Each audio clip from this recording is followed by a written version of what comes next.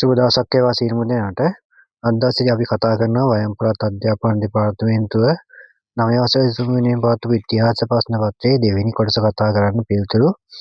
පළවෙනි කොටසේ වලට පිළිතුරු කතා කරා මම කලින් වීඩියෝ එකක් කරා. පළවෙනි කොටසේ පිළිතුරු ප්‍රශ්න 20ම ඉදිරිපත් කරා. අද දවසේදී අපි බලාපොරොත්තු වෙන්නේ දෙවෙනි කොටසේ පිළිතුරු කතා කරන්න. මම මෙතෙන්දී විස්තර කරන්නේ මේ ප්‍රශ්න කෙටියෙන්ම පිළිතුර විතරක් කියාගෙන යනවා. උත්තර පත්‍රයේ තියෙන පිළිතුර විතරයි මම මෙතෙන්දී ඔයාලට දෙන්නේ. මොනවා හරි ගැටලුවක් තියෙනවා නම් නොතේරෙන තැනක් තියෙනවා නම් පැහැදිලි කිරීමක් අවශ්‍ය නම් කමෙන්ට් එකක් දාගෙන යන්න. ඉදිරියේදී මම ඔයාලගේ පාඩමෙන් පාඩමට වීඩියෝ නිකුත් කරන්න බලාපොරොත්තු වෙනවා ඉදිරියේදී. හොඳයි එහෙනම් 11ට යනකම් අපේ වීඩියෝ වැදගත් වෙයි ඔයාලට. ඒක නිසා අපිව subscribe කරලා තියාගන්න. දෙවෙනි කොටසේ ඔයාලගේ පළවෙනි ප්‍රශ්නේ අනිවාර්යයි. දෙවෙනි කොටසින් තෝරාගත් ප්‍රශ්න 4කට පිළිතුරු සැපිය යුතුයි. පිළිතුරු සැපිය යුතු මුළු ප්‍රශ්න ගණන ඒ අනුව 5ක් වෙනවා. ඒ පින්තූරයේ දැක්වෙන පින්තූරය හඳුනාගෙන නම් කරන්න. පින්තූර දෙකක් තියෙනවා. A B විදියට දෙන්නේ ඔයාලට. නිවැරදි පිළිතුර වෙන්නේ ටජ් මහල. එය ඉදිකලේ කවුරුන් විසින්ද? ශාජහාන් රජු විසින්. එය පිහිටා ඇති රට කුමක්ද? ඉන්දියාව. ඔවුන්ගේ රජ පෙළපත කුමක්ද? මොගල් රාජවංශය. එහෙම නැත්නම් මුගල්. ඊළඟට B රූපය දීලා තියෙනවා. B පින්තූරයේ දැක්වෙන පුද්ගලයා කවුරුන්ද? හෙන්රි ස්ටීල් වෝල්කට් තුමා. එතුමා කිනම් ජාතිකයෙක්ද? ඇමරිකන් ජාතිකයෙක්. එතුමා ලංකාවේ ආරම්භ කළ සමාගම කුමක්ද? පරම විඥානාර්ථ සමාගම. එතුමාගේ මූලිකත්වයෙන් ආරම්භ කළ බෞද්ධ පාසලක් ලියන්න. කොළඹ ආනන්ද විද්‍යාලය. ඊළඟට මහනුවර ධර්මරාජ. ගාල්ල මහින්ද විද්‍යාලය. තව විද්‍යාවල් තියෙනවා. ඔයාලගේ පෙළ පොතේ දීලා තියෙනවා. ඊළඟට සිටියමක් ඇසුරින් ප්‍රශ්න වලට පිළිතුරු සපයන් තියෙනවා. 1975 වර්ෂයේ ඉංග්‍රීසි විසින් අල්ලාගත් ත්‍රිකුණාමල වරාය දැක්වෙන අක්ෂරය ලියන්න. නිවැරදි පිළිතුර වෙන්නේ B අක්ෂරය. ඔයාලට මේකේ බලා ගන්න අපහැදිලිත් ඇති. ත්‍රිකුණාමල වරාය කිව්වම ඔයාලට පොඩි මතකයක් එනවා ඇති. B අක්ෂරයෙන් තියෙනවා. ඊළඟට දෙවන නිදහස් සටනේ ප්‍රධාන මධ්‍යස්ථානය වූ මාතලේ දැක්වෙන අක්ෂරය ලියන්න. නිවැරදි පිළිතුර වෙන්නේ A අක්ෂරය. ගාලු වරාය දැක්වෙන අක්ෂරය ලියන්න. D අක්ෂරය. පරාක්‍රම සමුද්‍රය දැක්වෙන අක්ෂරය ලියන්න. E අක්ෂරය. හොඳයි එහෙනම් ඔය ස්ථාන 4 ලකුණු කරලා ලකුණු 4. ඊළඟට ලෝක සිතිම ඇසුරින් ස්ථාන 4ක් නම් කරන් තියෙන්නේ. ඉංග්‍රීසින්ගේ මව් රට වූ බ්‍රිතාන්‍ය දැක්වෙන අක්ෂරය ලියන්න. නිවැරදි පිළිතුර වෙන්නේ C අක්ෂරය. පෘතුගීසින්ගේ පෙරදිග පාලන මධ්‍යස්ථානය වූ ගෝව දැක්වෙන අක්ෂරය ලියන්න. D අක්ෂරය. බතාවිය දැක්වෙන අක්ෂරය ලියන්න. B අක්ෂරය. බෙන්ගල් බොක්ක ප්‍රදේශය දැක්වෙන අක්ෂරය ලියන්න. A අක්ෂරය. හොඳයි අපි ඊළඟ ප්‍රශ්නයට යමු. දෙවෙනි කොටසේ ඔයාලගේ දෙවෙනි ප්‍රශ්නයේ පළවෙනි එක රෝම ඉලක්කම්. ශ්‍රී ලංකාවේ ලන්දේසි පාලනය යටතේ පැවති කොමාන්ඩරි 3 ලියන්න. ගාල්ල කොමාන්ඩරිය, කොළඹ කොමාන්ඩරිය, යාපනය කොමාන්ඩරිය. දෙක රාජකීය බලපත්‍රයට අනුව VOC සමාගමට ලැබුණු බලතල 4ක් ලියන්න. ඕලන්ද රජය වෙනුවෙන් ආසියාවේ වෙළඳාම් කිරීම, ප්‍රදේශ යටත් කිරීම, බලකොටු ඉදි කිරීම, ආණ්ඩුකාරවරු පත් කිරීම හා අදාළ ප්‍රදේශ පාලනය කිරීම. මට මතකයි මේක කලින් ප්‍රශ්න පත්‍රයකත් තිබුණා මේ ප්‍රශ්නෙම. ඊළඟට තුන්වෙනි ප්‍රශ්නේ 1638 උඩරට රජු හා ලන්දේසි අතර ඇති වූ ගිවිසුමේ ඇතුළත් ප්‍රධාන කරුණු 4ක් ලියන්න.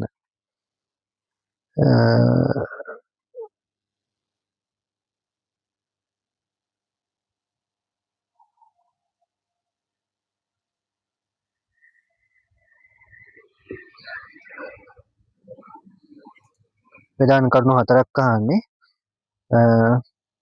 පෘතුගීසීන් මෙරටින් පළවා හැරීමට උඩරට රජුට සහාය දීමට එකඟ වීම, සටන් සඳහා වැයවන මුදල, කුරුඳු ගම්මිස්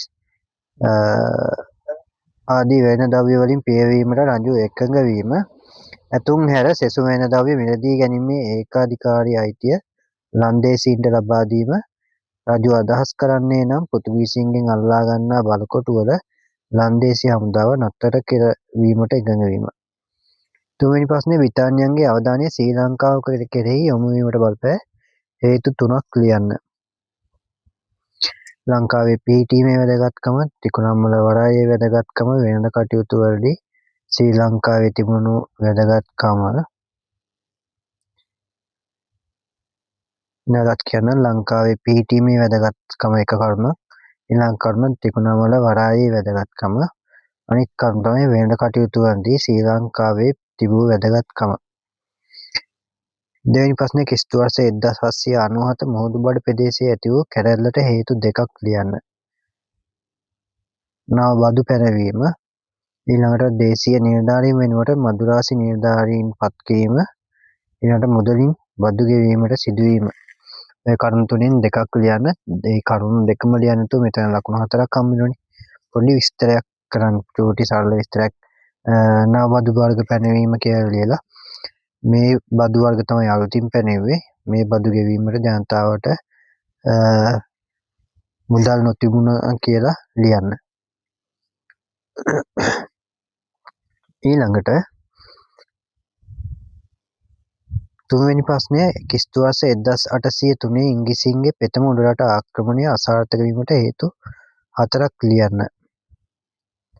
වර්ෂා කාලය නැමීම, මහනුවර කොළඹ අතර සම්බන්ධතා බිඳ වැටීම, ඊළඟට ආහාර හිඟකම, ලෙඩ රෝග පැතිර යාම, මැලේරියාව පැතිර ගියේ. ඔය කරුණු 4 තමයි තියෙන්නේ. ඔක පොඩ්ඩක් විස්තර කරන්න වෙනවා ඔයාලට. ඊළඟ 4වෙනි ප්‍රශ්නේ ක්‍රිස්තු වර්ෂ 1815 උඩරට ගිවිසුමේ වගන්ති 3ක් ලියන්න.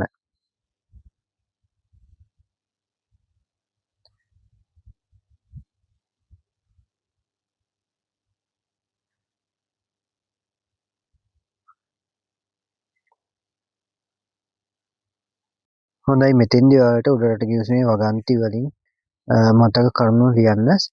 දේශීය මතක තියාගන්න පුළුවන් ඔයාලට ශ්‍රී වික්‍රම රාජසිංහ රජු සියසුනින් නිරපන ලද බව, ඊළඟට රදලයන්ගේ අයිතිවාසිකම් ආරක්ෂා කරන බව, ඒ වගේම බුදු දහම ආරක්ෂා කරන බව, දරුණු දඬුවම්කම අහෝසි කරන බව.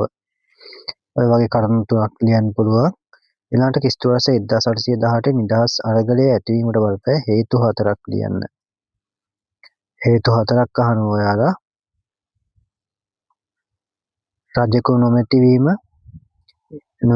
පිළිබඳ ජනතාව තුළ ඇති වූ කලකිරීම, ඊළඟට බ්‍රිතාන්‍ය පාලනය යටතේ බුදු දහම විනාශ වේ යයි බියක් ඇතිවීම, තවත් කරුණක් ලියා ගන්න පුළුවන් දේශීය සම්ප්‍රදායන් නොසලකා හැරීම, ඒ වගේම රදළ ප්‍රධානීන්ගේ බලතල වරප්‍රසාද සුරක්ෂිත නොවීම. ඊළඟ තුන්වෙනි කරුණ ක්‍රිස්තු වර්ෂ තුන්වෙනි ප්‍රශ්නේ ක්‍රිස්තු වර්ෂ 1848 නිදහස් සටනේ ප්‍රතිඵල 4ක් ලියන්න. ප්‍රතිඵල අහන්නේ ඔයාලගෙන්. ඊළඟ පිළිතුරු විදිහට බේරි කමිටුව පත් කිරීම, ටොරින්ටන් ආණ්ඩුකාරවරයා හා එමර්සන් ටෙනට් තනතුරු වලින් ඉවත් කිරීම, ඊළඟ බදු සංශෝධනය, දේශීය කෘෂිකර්මාන්තයේ නගා සිටුවීමට අවධානය යොමු කිරීම. ඔය කරුණු අරගෙන පොඩි විස්තරයක් කරන්න ඕනි. ඊළඟ පස්වෙනි ප්‍රශ්නය පැරණි වැව් ඇමුණු ප්‍රතිසංස්කරණය කිරීමට කටයුතු කළ ඉංග්‍රීසි ආණ්ඩුකාරවරු 3 දෙනෙක් ලියන්න. Henry Ward, Hercules Robinson, William Gregory, Arthur Gordon. තේ වගාවේ උන්නතියට බලපෑ හේතු 4ක් ලියන්න. තේ වගාවට උචිත පරිසරයක් මෙරට පැවතීම, ලංකාවේ තේ සඳහා ලන්ඩන් වෙළඳපොලේ ඉහළ ඉල්ලුමක් පැවතීම, ඊළඟ දුම්රිය හා මහා මාර්ග පහසුකම් දියුණු වීම, අඩු නිෂ්පාදන වියදමකින් වැඩි ලාභ ලැබිය හැකි වීම. ඔය වගේ කරුණු 4ක් ලියන්න ඕනේ. ක්‍රි.ස්. 1848න් පසු දේශීය කෘෂිකර්මාන්තයේ නගා සිටුවීමට බ්‍රිතාන්‍ය ආණ්ඩුව විසින් ගත් ක්‍රියාමාර්ග දෙකක් ලියන්න. ක්‍රියාමාර්ග දෙකක් ලියන්න කියලා තියෙන්නේ.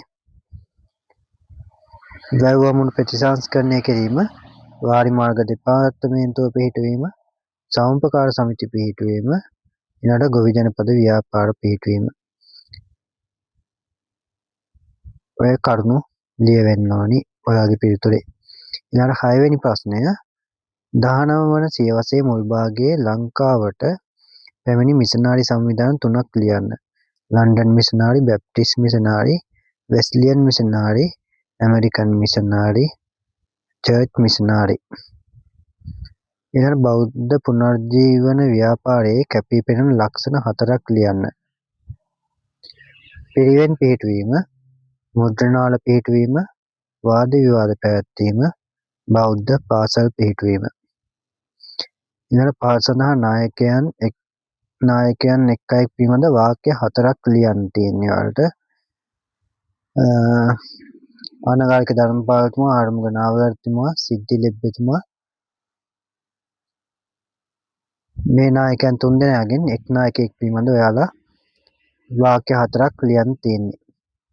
7 වෙනි ප්‍රශ්නය ඉන්දියාව නිදහස් සටනේ කැපී පෙනෙන නායකයන් 3 දෙනෙක් ලියන්න. දඩාබායි නවරෝජි, සුරේන්ද්‍රනාත් බැනර්ජි, බාල් ගංගාධර තිලක්, ඊළඟ මහත්මා ගාන්ධි, මෞලානා අබ්දුල් කලාම්, ජවහර්ලාල් නෙහ්රු. දෙක ඉන්දියානුවන් තුළ දේශානුරාගය වර්ධනය වීමට බලපෑ හේතු 4ක් ලියන්න. ඉංග්‍රීසියෙන් ඉන්දියානුවන් පහත් කොට සැලකීම, බටහිර දැනුම ඉන්දියාවට ලැබීම, මහා මාර්ග පණිවිඩ හුවමාරුව දියුණු වීම, ඊළඟ සංවිධාන පිහිටුවීම. ඊළඟ මහත්මා ගාන්ධිතුමාගේ සේවය පිළිබඳ වාක්‍ය 4ක් ලියන්න තියෙන්නේ. ඔයාලගේ පෙළ පොතේ තියෙනවා. ඔය කරුණු ඇතුළත් කරලා පිළිතුරු ලියවෙන්න ඕනි. මේ ප්‍රශ්න පත්‍රයේ සාමාන්‍යයෙන් අනිත් පළාත්වල මේ ප්‍රශ්නම යොමු වුණු අවස්ථා තිබුණා අතරක්.